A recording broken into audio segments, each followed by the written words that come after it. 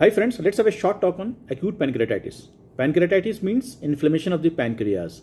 So first of all, where is exactly pancreas located? Pancreas is located behind the stomach in the retroperitoneal region. So whenever there will be pancreatitis or inflammation of the pancreas, there will be pain. So where exactly would be the pain? The pain would be in the epigastric region.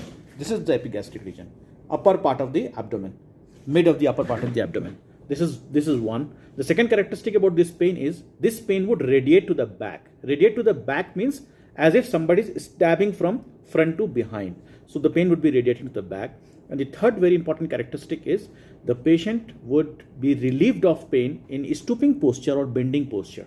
So he would avoid lying flat like this. He would be in this posture, in stooping or the bending posture.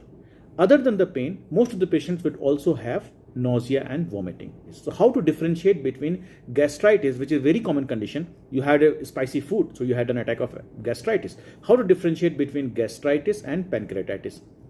In a patient of gastritis, patient would have pain here at the same location in the epigastric region, but this pain would be relieved once the patient vomits out. So vomiting relieves pain in a patient of gastritis, while there would be no relief of pain in a patient of acute pancreatitis. It is how to confirm the diagnosis. To confirm the diagnosis, two blood investigations can be helpful, that is serum amylase and serum lipase. Serum amylase immediately increases after an acute attack of acute pancreatitis, and very rapidly the level comes down to normal within few days, while serum lipase will start increasing after a few hours, or maybe 24 hours, maybe 48 hours after. So if somebody is coming very early, amylase will be high, lipase will be normal. While if somebody is coming after 3 days of an attack of acute pancreatitis, amylase may be totally normal, while lipase will be high.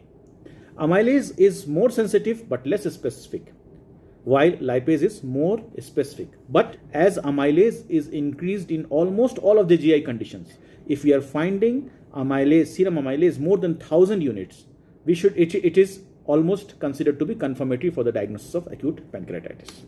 In the radiological investigation, we can take the help of ultrasound. Ultrasound is not a very good investigation to diagnose acute pancreatitis because of the gases present inside the abdominal cavity, but at least it may tell us that there is edema around the pancreas.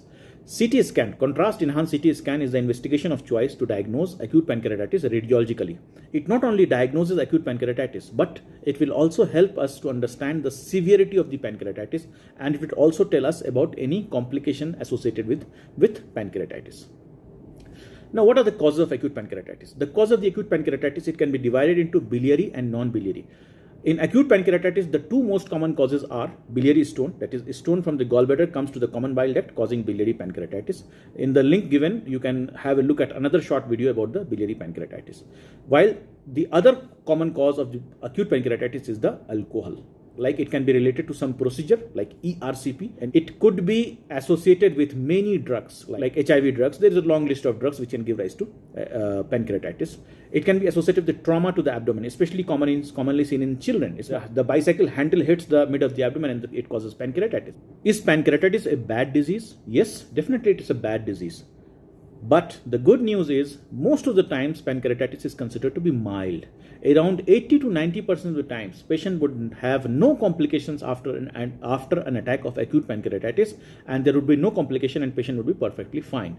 It is in the 10% to 15% of the patients where the pancreatitis is moderate to severe, which is associated with high mortality. So what is the cause of high mortality in a case of severe acute pancreatitis?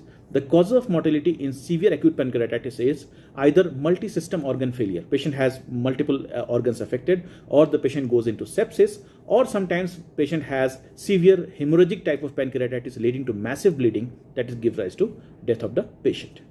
Is there any way to suggest whether the pancreatitis is mild or severe? Clinically, if the patient has only mild epigastric pain along with nausea and vomiting, we may say that this may be a mild pancreatitis. If the patient develops fever, when the patient has features of shock, that is decreased blood pressure, tachycardia, when the patient has abdominal distension, abdominal obstruction, or patient develops hypoxemia, that is decreased oxygen saturation, or there is evidence of bleeding from the pancreas, that is if we can see the evidence of bleeding around the umbilicus, that is Cullen's sign, or in the flanks the evidence of bleeding is there, we can say that we are dealing with the severe pancreatitis. There are some criteria to describe that whether the patient is having mild or moderate or severe pancreatitis. One very commonly used is the Ranson's prognostic criteria. In the Ranson's criteria, we use 11 parameters, but the drawback is we cannot tell at the time of admission whether the patient is having severe pancreatitis. The total score is evaluated after 48 hours of the admission. So we need to wait for 48 hours before we come to know that it is a severe disease or mild disease. Similar to this, there are other criteria also, like Apache 2 criteria, that is acute physiology and the chronic health evaluation score, which uses 12 parameters plus age of the patient and previous health status of the patient. But this score is not specific for pancreatitis and is used in many other conditions, known as Balthazar's CT severity index. CRP, C-reactive protein level, at least after 48 hours of the admission, that also acts as a good prognostic marker. If the level of CRP is more than 150, it is usually considered to be a severe disease. How to manage the patient of pancreatitis? Usually the management of the pancreatitis, whatever the cause, is the same. It is usually symptomatic treatment. We pay attention towards fluid and electrolyte balance because patients are usually in shock. Patient is being given oxygen because patient develops hypoxemia. A good analgesia is needed. Proper nutritional support is needed because many times patient is being kept nil per only for many days. So in those cases, patient should not be starved, but nutritional support should be given. Proper antibiotics if the patient has got moderate to severe pancreatitis. Nowadays, it is not considered a good idea to give antibiotics in all the patients regarding the role of intervention. If the patient is having severe biliary pancreatitis with a stone which is stuck up in the common bile duct, then there is a role of ERCP to relieve the obstruction. If the patient develops some complications, like patient has developed necrosis which becomes infected, then there is a role of surgical intervention, that is necrosectomy. If the patient develops pancreatic abscess, need of drainage is there. If the patient develops severe pancreatic ascites, in those cases, the fluid may be removed with the help of a needle aspiration.